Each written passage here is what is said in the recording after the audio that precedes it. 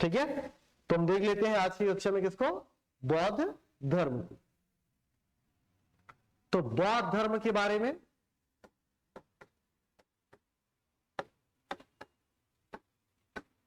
छत्तीसगढ़ के लिए जो पहला इंपॉर्टेंट बात, प्रणेता तो आपको पता है ये गौतम बुद्ध रहेंगे हमेशा, चाहे भारत में पढ़े या फिर नेपाल में।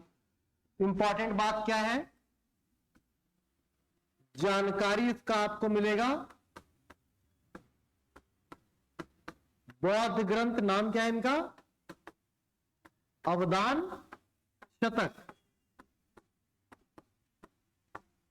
और दूसरा चीनी यात्री वेन्सोंग के यात्रा वृत्तांत।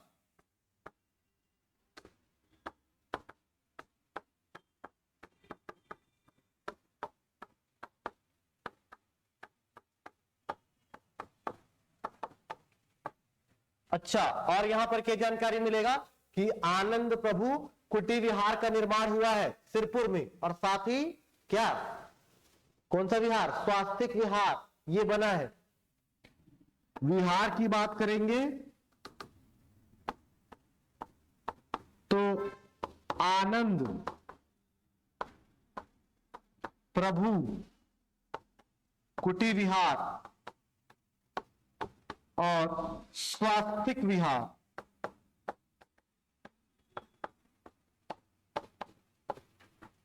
ये घूमने का जगह कह सकते, गार्डन जैसा, ये सिरपुर में बना है। और सिरपुर कहां है, महासमुंद, कल बताया था चित्रांगदपुर था, है ना। इसके बाद मैंने आपको ये बताया है, बहुत ही इंपॉर्टेंट बात है कि बौद्ध धर्म के शुरुआत से इतिहास की क्रमबद्ध जानकारी आपको मिलने लगती है। तो यहां पर याद रखना, इतिहास की क्रमबद्ध जानकारी, इतिहास की क्रमबद्ध जो जानकारी है वो बौद्ध धर्म से ही आपको मिलती है, बौद्ध धर्म के आगे आपको प्राप्त होने लगती है। ठीक है, इसके बाद देखिएगा, ये जो बौद्ध धर्म है, बौद्ध धर्म के बारे में अगर देखेंगे तो स्थल है, जैसे कि पाषाणकालीन स्थल था, है ना, नवपाषाणकालीन स्थल था, ताम्र पाषाणकालीन स्थल था। स्थल मतलब क्या, जगह जहां पर उस धर्म से संबंधित क्या मिला आपको, साक्ष्य मिला, सबूत मिला। तो सिरपुर यहां पर पहला स्थल है जहां से आपको क्या मिलेगा, साक्ष्य मिलेगा। जैसे कि मैंने आपको बताया ही है, प्रमुख स्थलों में अगर आप देखेंगे तो एक आपको प्रमुख रूप से सिरपुर मिलेगा, एक सिरपुर मिलेगा, बहुत ही इंपॉर्टेंट है। एक अगर आप देखेंगे, एक आपको मिलेगा कोंडागांव का भोंगापाल, क्या नाम है इसका, भोंगापाल। और भोंगापाल कहां है, कोंडागांव।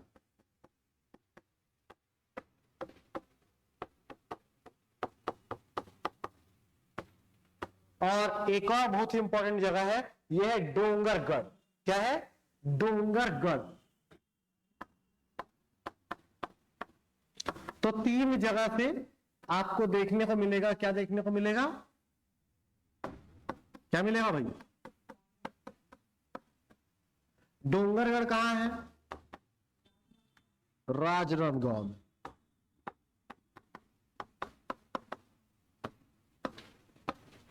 ठीक है, अच्छा, तो सिरपुर यहां पर केंद्र बिंदु रहेगा, सिरपुर से ही आपको मैक्सिमम, ठीक है, जो एविडेंस है वो देखने को मिलेंगे।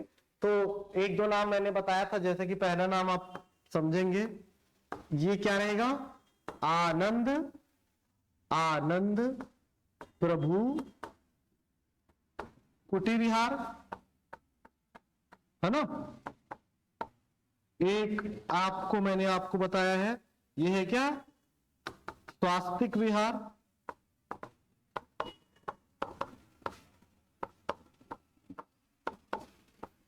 ये कौन सा विहार है, स्वास्तिक विहार। इसके अलावा बौद्ध टीला मिला है,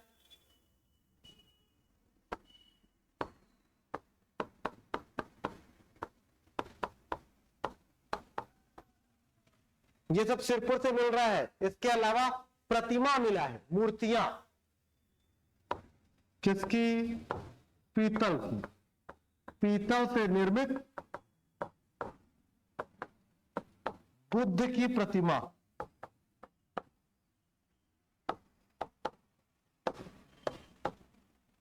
इसके अलावा और क्या मिला है? ठीक है, ऐसा ये जो प्रतिमा है, वैसे ये जो पीतल की प्रतिमा है, इनका अध्ययन किया बालचंद जैन ने। किसने अध्ययन किया? बालचंद जैन ने। किसका? पीतल की प्रतिमा जो कि सिरपुर से प्राप्त हुई है।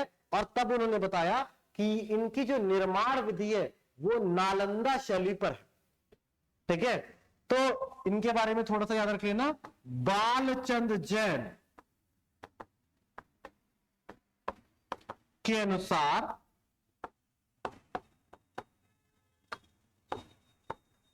ये सभी मूर्तियां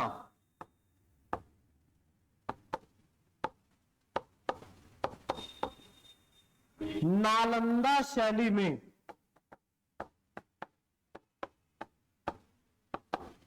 निर्मित है। ऐसा कौन कहता है? बालचंद जैन। ठीक है, इसके बाद याद रखना, ठीक है, यहां पर ये जो सिरपुर है वो अकेला ऐसा स्थल है जहां से जैन धर्म के भी साक्ष्य आपको मिलेंगे, बौद्ध धर्म के साक्ष्य भी मिलेंगे और हिंदू धर्म के साक्ष्य भी आपको देखने को मिलेंगे। तो बहुत ही इंपॉर्टेंट है, ये प्रश्न में आया है। जैन, हिंदू और बौद्ध धर्म के साक्ष्य यहां से प्राप्त होते हैं।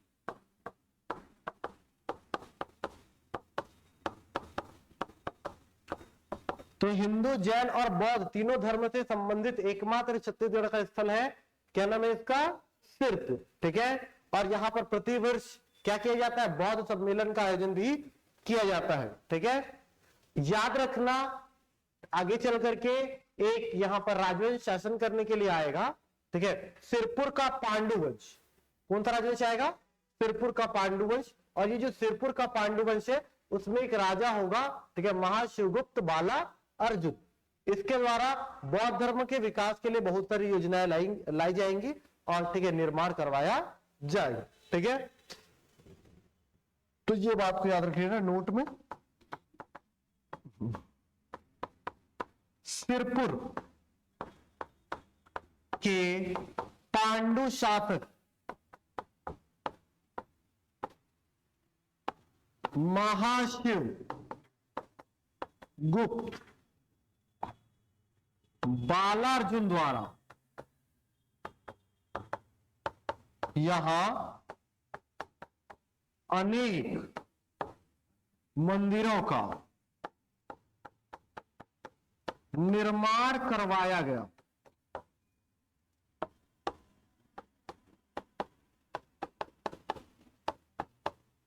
अनेक मंदिरों का क्या किया गया? निर्माण करवाया गया। किसके द्वारा? महाशिवगुप्त बाला अर्जुन के द्वारा। इसके बाद जो दूसरा स्थल आएगा उसका नाम है आपका क्या? भोंगापाल। क्या आने वाला है? भोंगापाल आने वाला है। और ये भोंगापाल कहां है? कोंडागांव। भोंगापाल से क्या मिलेगा? भगवान बुद्ध की विशाल प्रतिमा मिलेगी। ठीक है, यहां क्या मिलेगा? भगवान बुद्ध की विशाल प्रतिमा।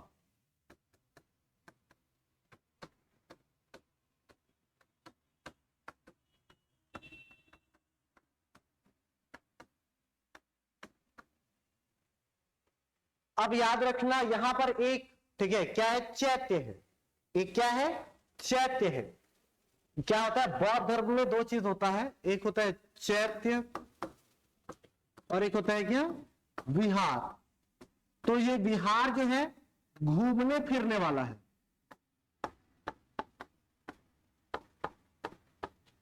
टहलने के लिए गार्डन जैसा है। जबकि ये जो चैत्य है यहां पर भगवान रहते हैं, यहां पर होती है पूजा अर्चना। चैत्य में पूजा अर्चना होती है, जबकि विहार किसके लिए है? माइंड फ्रेश करने के लिए है, मनोरंजन के लिए है। आपको याद रखना है यहां पर एक चैत्य है जिसको डोकरा बाबा टीला के नाम से जाना जाता है। किस नाम से जाना जाता है? डोकरा बाबा टीला।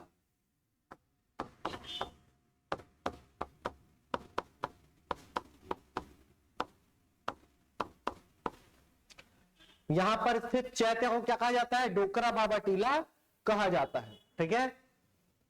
और एक और टीला है जो 7 अन्य टीलों से मिलकर बना है, सप्त मातृका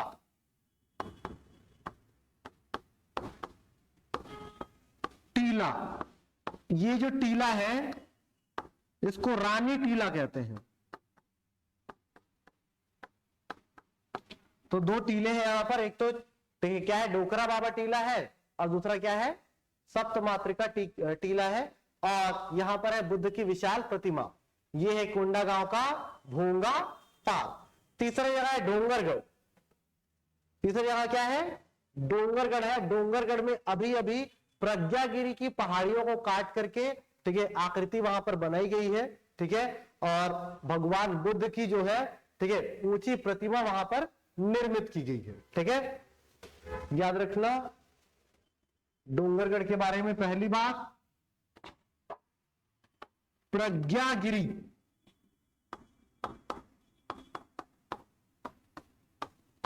की पहाड़ी को काटकर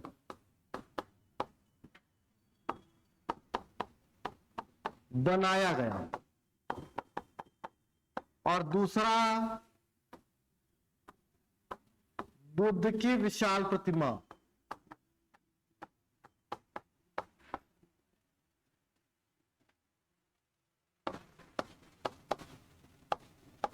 स्थित है। और तीसरी बात, यहां प्रतिवर्ष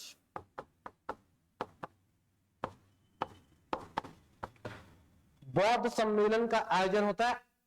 6 फरवरी को प्रतिवर्ष अंतरराष्ट्रीय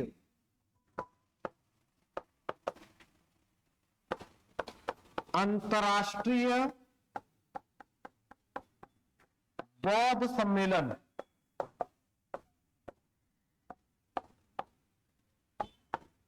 होता है। तो बौद्ध धर्म में सबसे पहली बात कि गौतम बुद्ध आए यहां पर। ठीक है। इसकी जानकारी कहां से मिलती है हमको? अवदान शतक, बौद्ध ग्रंथ और वैनसोंग की यात्रा वृत्तांत में। ठीक है। हमको ये पता चलता है कि ये जो छत्तीसगढ़ था वो कौशल प्रदेश में शामिल था। दूसरा इंपॉर्टेंट बात, उत्तर कौशल और दक्षिण कौशल के राजा के बीच जो चल रहे विवाद थे उसको सुलझाया है। उत्तर कौशल के राजा उस समय प्रसेनजीत थे, दोनों के विवाद को सुलझाया है। इसके अलावा गौतम बुद्ध ने, ठीक है, आकर के 3 माह तक छत्तीसगढ़ में निवास किया है। छत्तीसगढ़ के सिरपुर में रहे हैं। सिरपुर से गौतम बुद्ध के क्या साक्ष्य मिलते हैं, जिसमें क्या क्या है? आनंद प्रभु कुटी विहार है और एक स्वास्तिक विहार है। इसके अतिरिक्त पीतल की मूर्तियां हैं यहाँ पर, और पीतल की मूर्तियों को अध्ययन करने से हमको ये पता चलता है कि ये जो मूर्तियां हैं नालंदा शैली पर क्या है? निर्मित है। इसके अलावा हमको ये पता चलता है कि सिरपुर एक ऐसा स्थल है जहां से हिंदू, जैन और बौद्ध तीनों टाइम के जो जानकारी है, जो साक्ष्य है, वो हमको प्राप्त होते हैं। ठीक है। और यहां पर भी प्रतिवर्ष बौद्ध सम्मेलन का आयोजन किया जाता है। दूसरा इसका जो इंपॉर्टेंट स्थल है वो भोंगापाल, जिला कोंडागांव है। और भोंगापाल में एक बहुत बड़ी प्रतिमा है गौतम बुद्ध की। इसके अलावा यहाँ पर एक डोकरा बाबा चैत्य है। चैत्य जहां पर पूजा होती है, विहार जहां पर पूजा नहीं होती। एक और चैत्य है जिसको सप्त मातृका टीला कहते हैं, और इसका अन्य नाम रानी टीला भी है। इसके अलावा ये जो तीसरा स्थल है, तीसरे स्थल का नाम आपने देखा है, क्या नाम है इसका? डोंगरगढ़।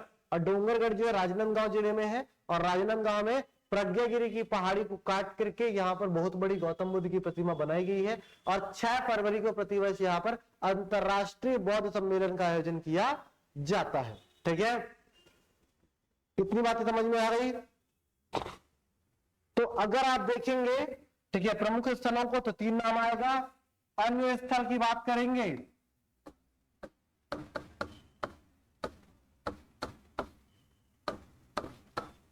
बौद्धकालीन अन्य स्थलों की अगर हम बात करें तो बौद्धकालीन अन्य स्थलों में आएगा मैन पार्ट। क्या आएगा?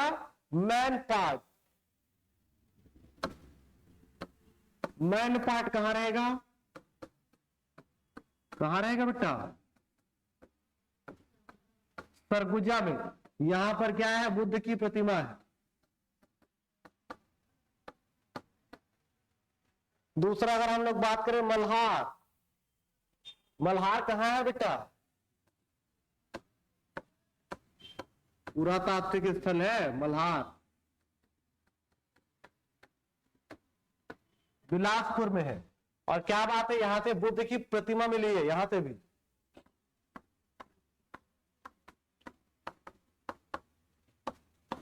तीसरे स्थल की बात करेंगे तो ये है ग्राम सोंड्रा, और ये रायपुर जिले में है। ठीक है, कहां है ये, रायपुर जिले में है। और यहां से भी क्या मिला है हमको, गौतम बुद्ध की प्रतिमा मिली है। ठीक है,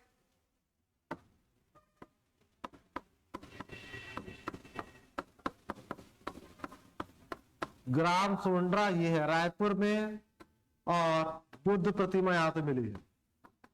अच्छा, ऐसा कहा गया है कि इसको पांडु वंशी शासकों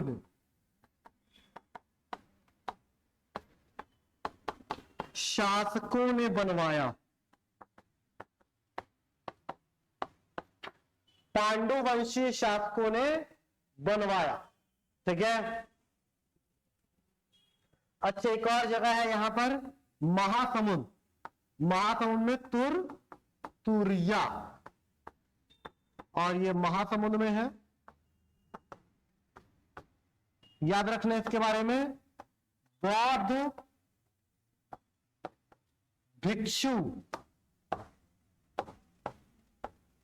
और भिक्षुणियों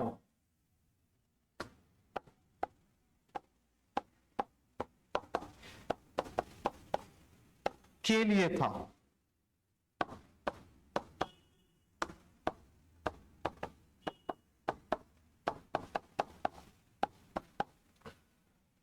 तो बौद्ध भिक्षु और भिक्षुणियों के लिए बनाया गया था।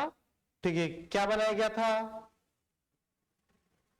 क्या है, क्या है भाई, ये विहार, ये क्या है, विहार है। और भारत का एकमात्र विहार जहां महिला बौद्ध भिक्षुणियां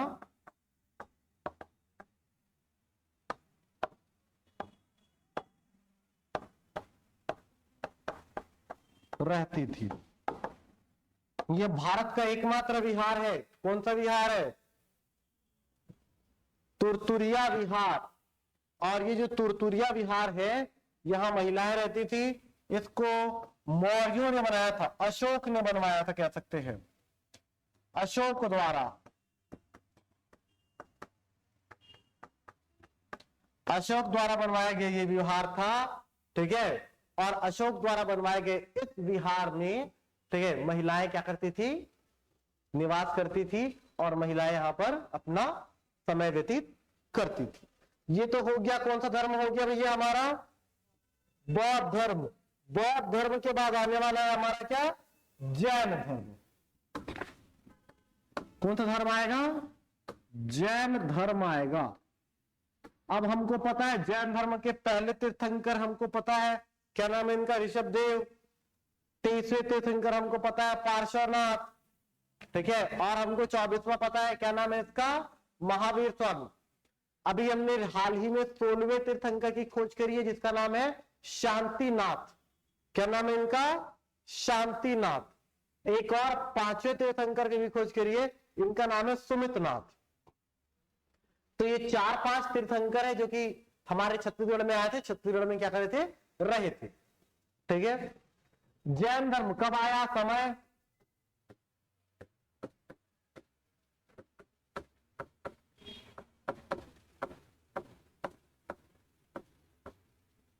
छठवीं शताब्दी में आया है। कौन सा धर्म आया है, जैन धर्म। ठीक है, कहां पर आया है, छत्तीसगढ़। ठीक है, पहले कौन आया है,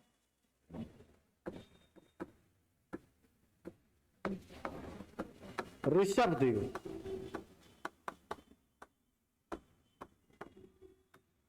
और ये ऋषभ देव की जानकारी गूंजी या फिर दमाऊ दरहा, और ये कहां है? शक्ति। कौन सा जिला?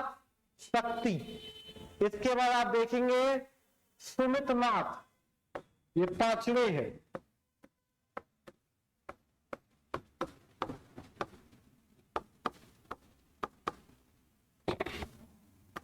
सुमितनाथ ये 5वें नंबर के हैं। ये रायपुर के आरंग आए थे, ठीक है, आरंग, और ये आरंग है रायपुर में, यहां से इनका साक्ष्य देखने को मिलता है।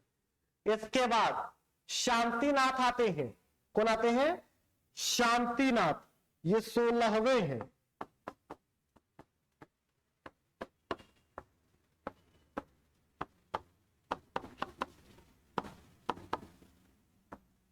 और भाटागुड़ा, ये भाटागुड़ा बस्तर में, यहां से जानकारी मिलती है। 16वें के बाद अगर आप बात करेंगे तो 23वें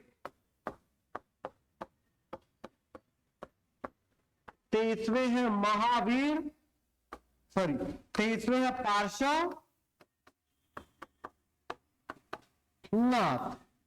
23वें कौन है हमारे? पार्श्वनाथ। ये नगपुरा आए थे। कहां आए थे ये? नगपुरा। और नगपुरा कहां है भैया? दुर्ग में है।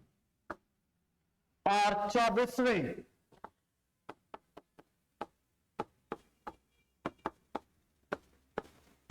ये कौन है? महावीर स्वामी। और ये जो महावीर स्वामी है, इनकी जानकारी रायपुर से प्राप्त होती है, रायपुर के आरंग से। तो बेटा ये रायपुर आए थे आरंग में। कितने लोग हो गए? 5 जैन तीर्थंकरों का छत्तीसगढ़ में आगमन हुआ, ठीक है। इससे हमको ये पता चला कि जैन धर्म का भी आश्रय स्थल छत्तीसगढ़ रहा। जैन धर्म को भी छत्तीसगढ़ ने आश्रय प्रदान किया। तो जब लोग आए तो इनकी कुछ, ठीक है, और भी एविडेंस हमको देखने को मिला, और भी कुछ साक्ष्य आपको देखने को मिला, जिसमें मूर्तियां थी। क्या थी? मूर्तियां। 3 जगह से मूर्तियां मिली है, जैन मूर्तियां।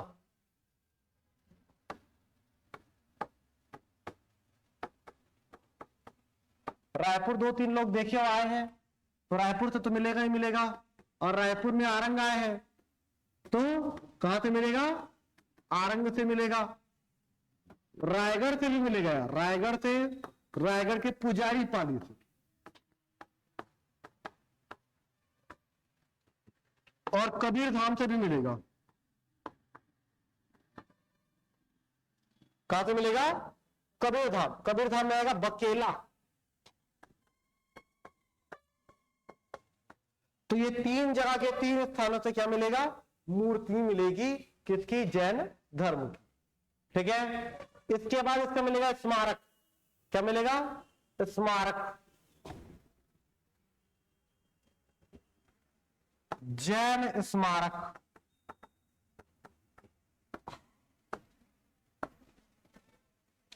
जैन स्मारक में बिलासपुर, बिलासपुर में मल्हार,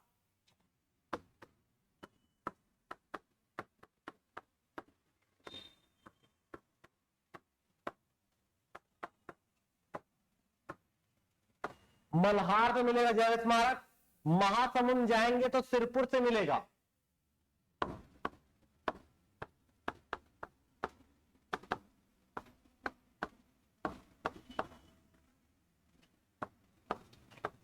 इसी क्रम में अगर आप जाते हैं सरगुजा, तो सरगुजा में महेशपुर से।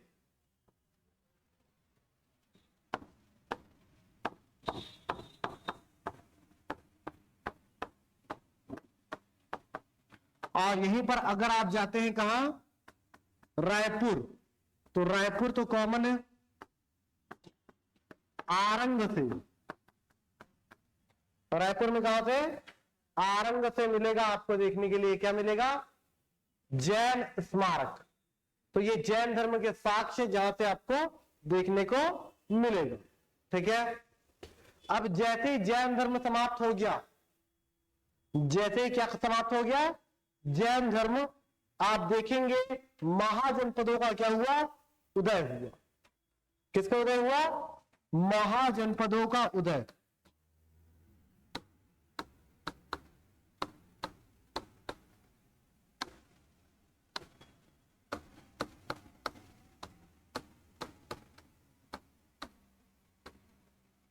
अगर महाजनपदों की उदय की बात करेंगे तो 545 बीसी, सॉरी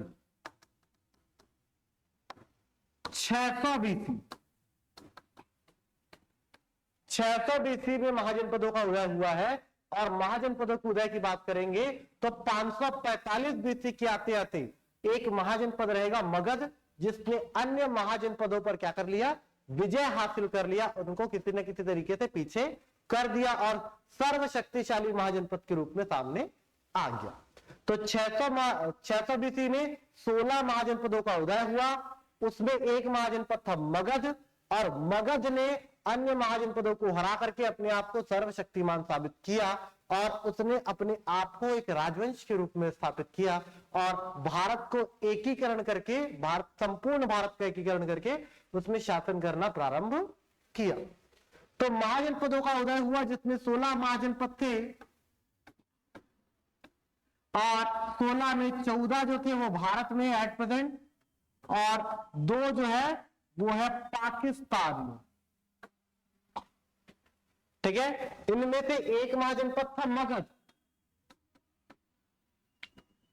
और ये जो मगध था 545 बीसी में, 545 बीसी में ये जो मगध है अपने आप को क्या बनाया, सर्वशक्तिमान बनाया, और अन्य राजवंशों पर अपना कब्जा करके राजपाट करने लगा।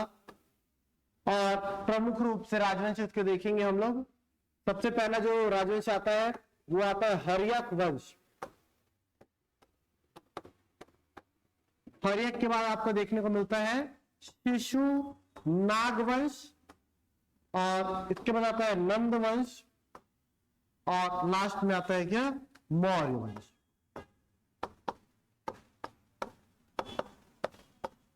तो अगर बात करेंगे मगध साम्राज्य की, तो ये 4 राजवंश आपको प्रमुख रूप से देखने को मिलेगा। 545 से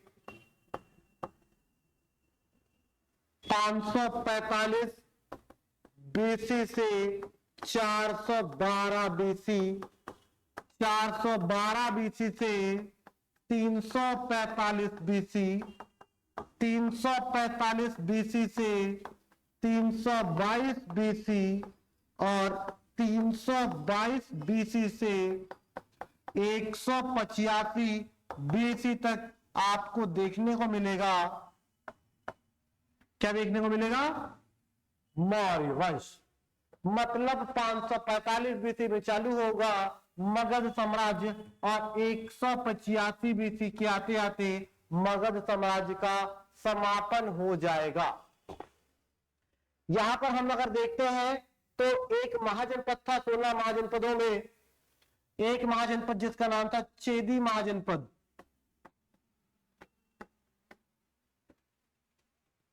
सोलह महाजनपदों में एक महाजनपद था जिसका नाम क्या था, चेदी महाजनपद, और चेदी महाजनपद की राजधानी थी सुक्तिमती।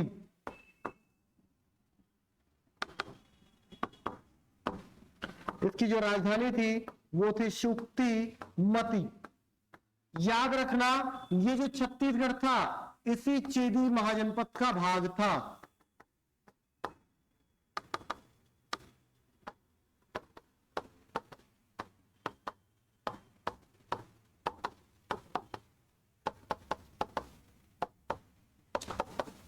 छत्तीसगढ़ किस महाजनपद का भाग था, चेदी महाजनपद का भाग था। इसीलिए पूर्व में इसे चेदिसगढ़ कहा जाता था। बाद में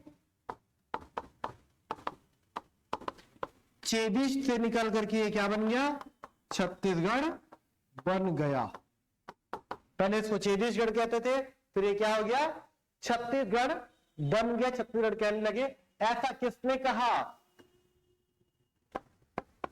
डॉक्टर हीरा लाल ने। डॉक्टर हीरालाल ने कहा कि पूर्व में ये चेदी महाजनपद का भाग हुआ करता था, लेकिन चेदी महाजनपद के ठीक है क्या भाग से निकल करके धीरे धीरे धीरे क्या हो गया, वो छत्तीसगढ़ बन गया। चेदीसगढ़ से छत्तीसगढ़ के सफर को बताया है डॉक्टर हीरा लाल। ठीक है, अब यहां पर देखिए हर्यक वंश का छत्तीसगढ़ में किसी प्रकार का कोई एविडेंस नहीं मिलेगा। हालांकि बिंबिसार, अजातशत्रु, उदयन और नागदशक यहां पर रहेंगे। नागदशक की हत्या शिशुनाग कर देगा और शिशुनाग राजवंश की स्थापना करेगा। शिशुनाग के बाद कालाशोक रहेगा और कालाशोक के बाद रहेगा नंदीवर्धन या फिर महानंदिनी। ये नंदीवर्धन की हत्या कर देगा महापदम नंद, और महापदम नंद के बाद उसके 8 पुत्रों में सबसे बड़ा पुत्र घनानंद क्या बनेगा, राजा बनेगा। तो महापदम नंद और घनानंद देखने को आपको मिलेंगे। इसके बाद घनानंद के बाद घनानंद की हत्या करेगा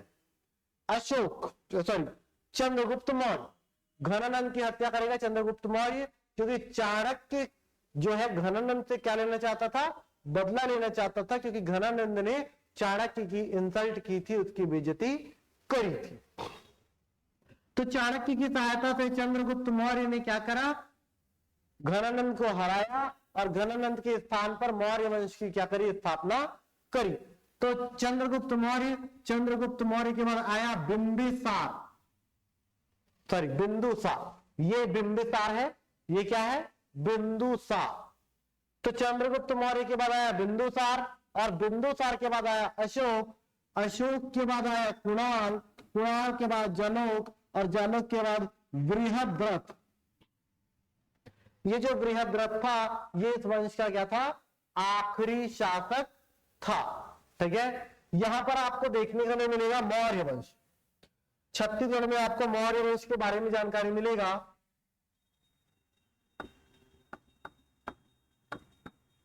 तो मौर्य वंश के बारे में आप लोग जान लीजिए 322 बीसी से 185 बीसी तक,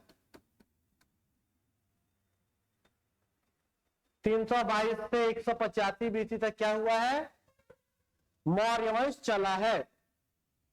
यहां पर याद रखना मौर्य वंश में जो एक राजा हुआ करते थे चंद्रगुप्त मौर्य ने प्रशासनिक सुविधा के लिए अपने एरिया को क्या कर दिया था, 4 भागों में बांट दिया था, 4 प्रांतों में बांट दिया था, जिसमें उत्तरापथ, दक्षिणापथ, ठीक है, और इसके अलावा प्राची, और इसके अलावा क्या था, उत्तरापथ, दक्षिणापथ,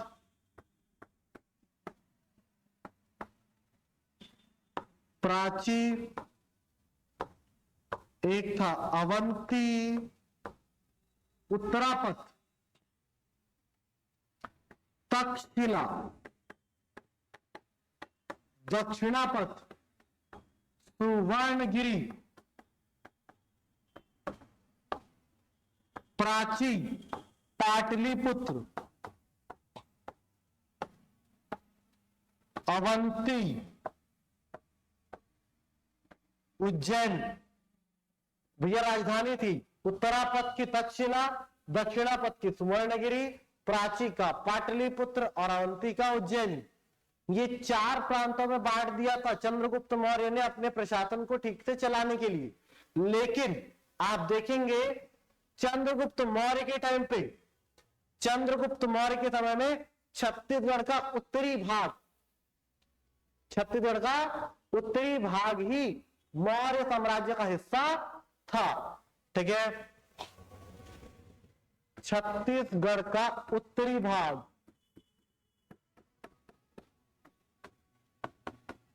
मौर्य वंश का भाग था। अब यहां पर मोस्ट इंपॉर्टेंट बात यह है कि कलिंग का युद्ध लड़ा है अशोक ने। किसने कलिंग का युद्ध लड़ा है? अशोक ने कलिंग का युद्ध लड़ा है। और कलिंग के युद्ध को कब लड़ा है अशोक ने? कब लड़ा है? कलिंग का डेट याद नहीं है?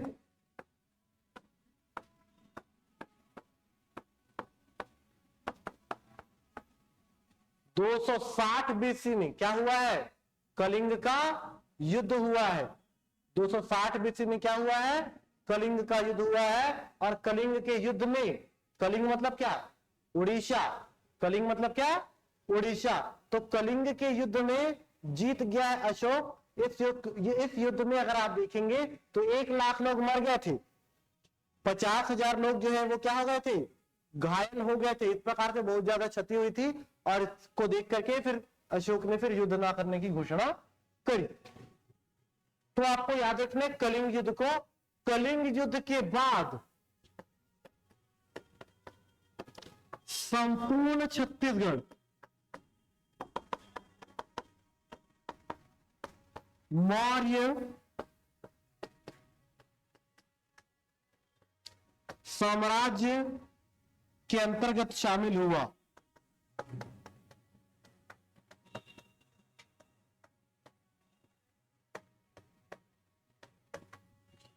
ठीक है। तो ये जो मौर्य साम्राज्य है वो ये जो छत्तीसगढ़ है वो कलिंग युद्ध के बाद मौर्य साम्राज्य में क्या हुआ? इंक्लूड हुआ है। उससे पहले ये नहीं था।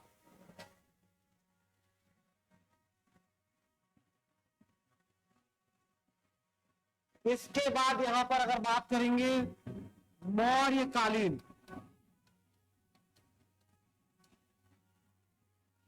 साक्ष्य की या स्थल, मौर्यकालीन साक्ष्य स्थल की बात करेंगे अगर हम लोग, बाजा तो काम में बाजा बजाना से हमको क्या? तो मौर्यकालीन अगर साक्ष्यों की बात करेंगे तो इनके सिक्के मिले हैं बेटा। पहले तो इनका सिक्का भी मिला है, यात्रा वृत्तांत भी इनका है, शिलालेख भी इनके मिले हैं, बहुत सारी चीजों। तो याद रखना इनका जो सिक्का है महत्वपूर्ण है, बहुत ही महत्वपूर्ण है। सिक्का इनका 2 टाइप का है।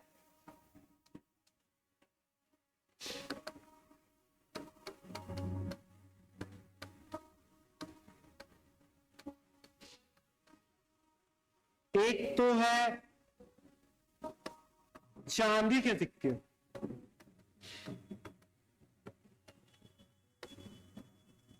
एक क्या है? चांदी के सिक्के।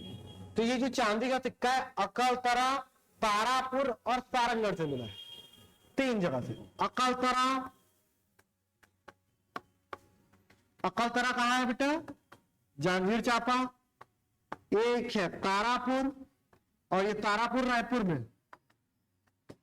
और तीसरा है सारंगढ़, और ये सारंगढ़ कहां है? सारंगढ़ तो खुद सारंगढ़ में ही है ना? चांदी के सिक्के एक तरफ है आहत सिक्के,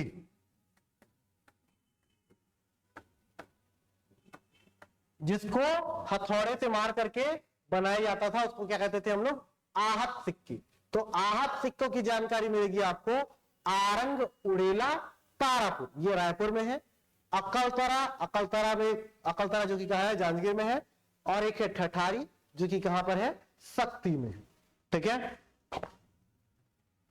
तो आरंग रायपुर में है, उड़ेला ये भी रायपुर में है, तारापुर ये भी रायपुर में।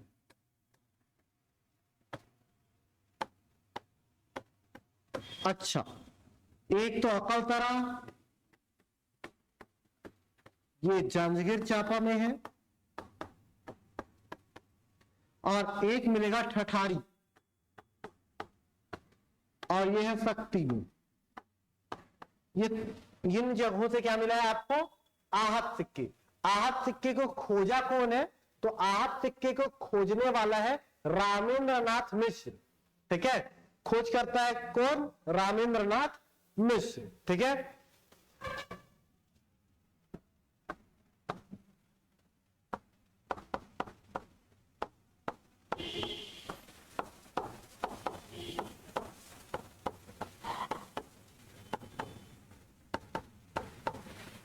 तो ये तो सिक्के हैं, किसके सिक्के हैं?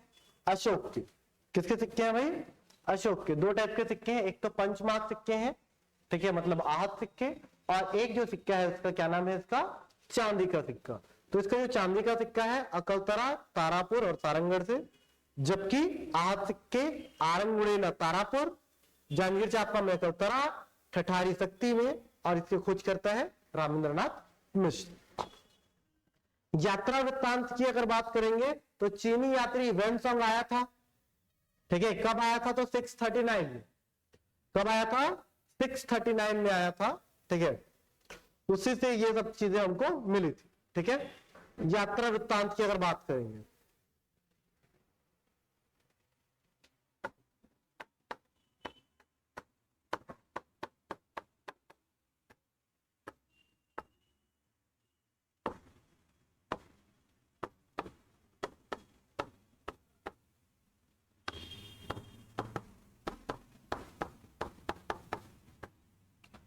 चीनी यात्री वेनसोंग, इसकी किताब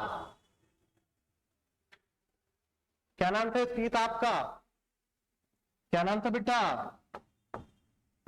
इतना नहीं पता। सीयू की। वेनसोंग की किताब का नाम क्या था? सीयू की। और सीयू की में छत्तीसगढ़ को क्या कहा था?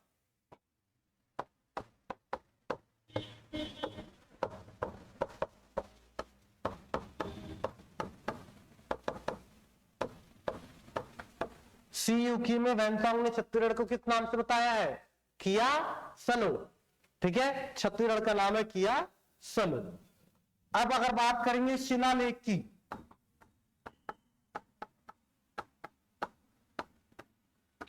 तो अगर हम लोग बात करें शिलालेख की, तो शिलालेख को अडॉप्ट किया है, शिलालेख को अडॉप्ट किया है ईरानियों से और विदेशी आक्रमणकारियों से। किसने अडॉप्ट किया है? अशोक ने, ठीक है। अशोक भारत का पहला शासक था जिसने शिलालेखों को लिखना और शिलालेखों को लिख करके अपनी प्रजा को संदेश देना क्या किया था? प्रारंभ किया था। तो किसी लेख के माध्यम से अपने प्रजा को संदेश देने वाला पहला राजा भारत का कौन था? अशोक था। समझ में आ रहा है? और अशोक की जो लिपि थी वो थी ब्राह्मी। अशोक की जो मेन लिपि थी वो कौन सी थी? ब्राह्मी, ठीक है। लिपि कौन सी थी? ब्राह्मी। भाषा था उसका पाली। समझ में आ रहा है? इसके अलावा उसने आर्मिक और खरोष्ठी जैसे भाषाओं का भी प्रयोग किया है, जिसमें आप देखेंगे अशोक के जो 14 बड़े अभिलेख है जो 8 स्थान से मिले हैं, शहबाजगढ़ी, मानसेरा, कलसी, गिरनार, सोपारा, एर्रगुड़ी, धौली और जौगढ़। समझ में आ रहा है? तो इसमें जो पहला 2 नाम है, ठीक है, कौन कौन सा? शहबाजगढ़ी और मानसेरा, ये दोनों पाकिस्तान में है। और ये दोनों जो लेख है ये आर्मिक और खरोष्ठी भाषा में लिखे हुए हैं। बाकी इसके अलावा जो 6 नाम आपको और मिलेंगे वहां पर सारे के सारे लेख ब्राह्मी लिपि में लिखे गए। समझ में आ रहा है? तो शिलालेख मूलतः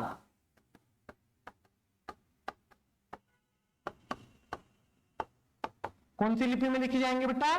ब्राह्मी। भाषा इसका होगा क्या? भाषा इसका होगा पाली, पाली भाषा। और जो लेख होगा इसका लिपि ब्राह्मी लिपि होगा, ठीक है। अच्छा, इसके बाद अगर देखेंगे तो जो अभिलेख है वो मिला है, कहां से मिला है?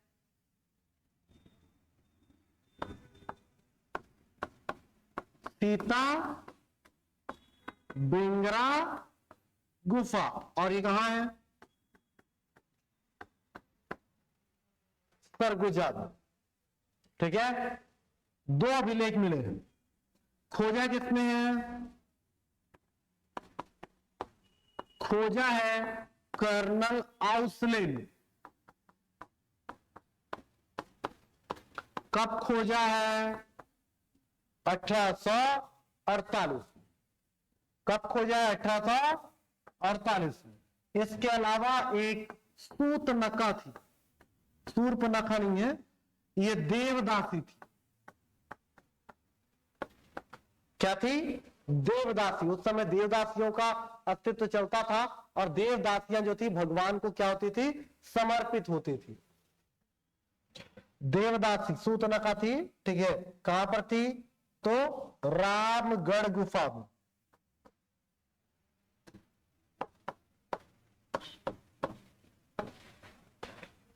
तो ये तो शिलालेख की बात हो गई। शिलालेख के बाद अगर हम लोग बात करें तो नाट्यशाला की बात कर लेंगे।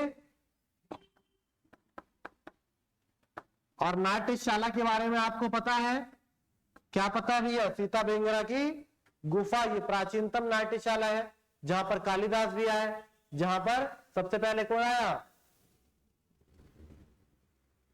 भरत मुनि। और भरत मुनि ने नाट्य शास्त्र की क्या करी? क्या करी?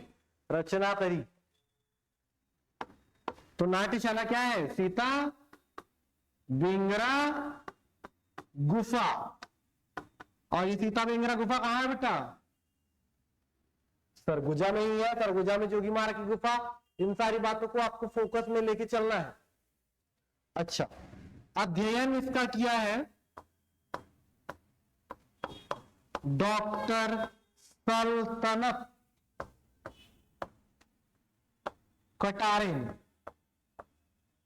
डॉक्टर सल्तनत कटारे ने क्या किया है? अध्ययन किया है। ठीक है।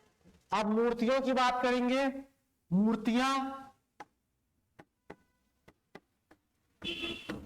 तो एमसीबी से मिलेगा, मनेन्द्रगढ़ चिरमिरी भरतपुर से। अशोक कालीन मूर्तियां एमसीबी से मिलेंगी। ठीक है।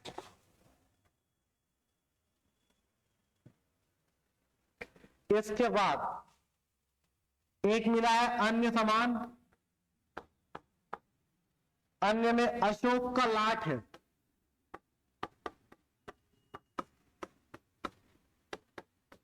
पता नहीं लाठ या फिर लाठी है, कुछ भी तो हो सकता है। ये कपाटपुरम सरगुजा से मिला। इसके अलावा मल्हार,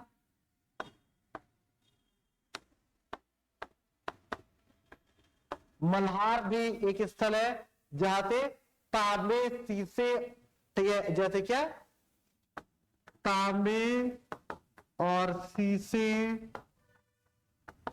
चांदी के सिक्के मिले। तांबा, शीशा और चांदी का क्या सिक्का मिला है। ठीक है। एक कुटेना सिरकट्टी ग्राम, जिला अगर देखेंगे तो गरियाबंद। यहां पर एक कुटेना सिरकट्टी, सिरकट्टी ये पुराना रॉक कट बंदरगाह। मौर्य वंश का बंदरगाह है कुटेना सिरकट्टी, जिला गरियाबंद में। ठीक है। और ये सबसे पुराना क्या है? सबसे पुराना क्या है? बंदरगाह है, डॉक यार्ड। ठीक है। अच्छा, इसके बाद ये सारा का सारा हो जाएगा खत्म।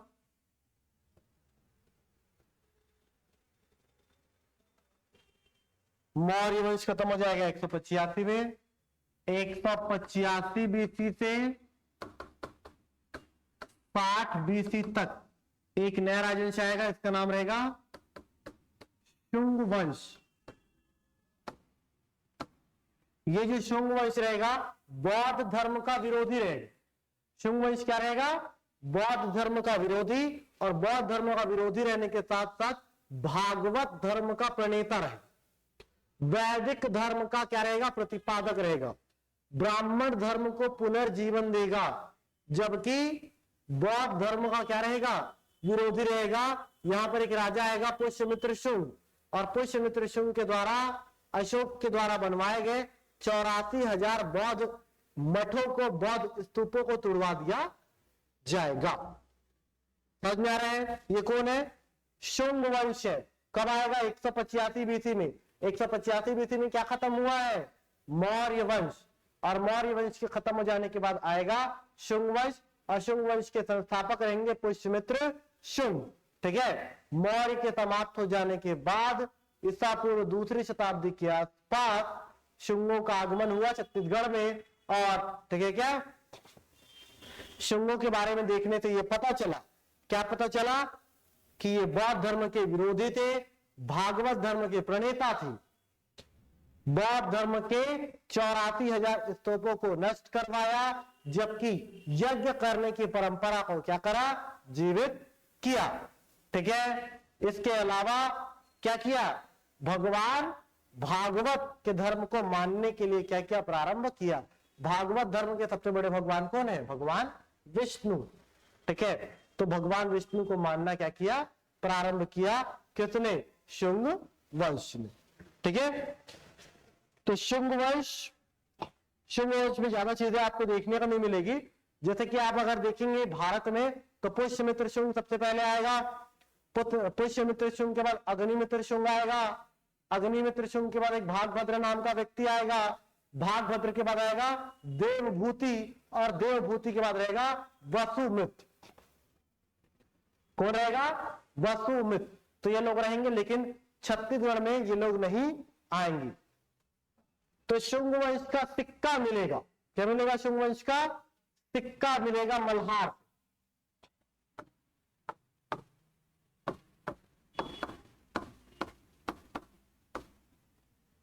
शुंग वंश का क्या मिलेगा? सिक्का। कहां से मिलेगा? मल्हार से। और ये सिक्का कैसा है? तांबे का है बेटा। किसका सिक्का है? तांबे का सिक्का है। और इंपॉर्टेंट बात यह है कि अश्वमेघ का चित्रांकन हुआ है इस सिक्के में। अश्वमेघ का चित्रांकन हुआ है।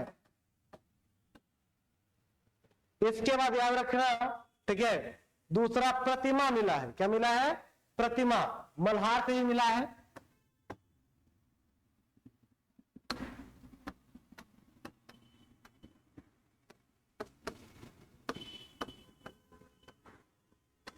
भगवान विष्णु की चतुर्भुजी प्रतिमा।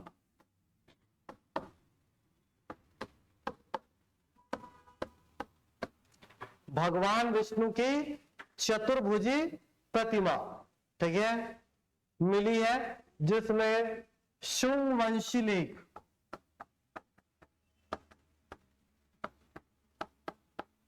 लिखे हैं। शुंग वंशी लेख लिखे हैं। कहां पर लिखे हैं? मल्हार से प्राप्त भगवान विष्णु की चतुर्भुजी प्रतिमा। ठीक है।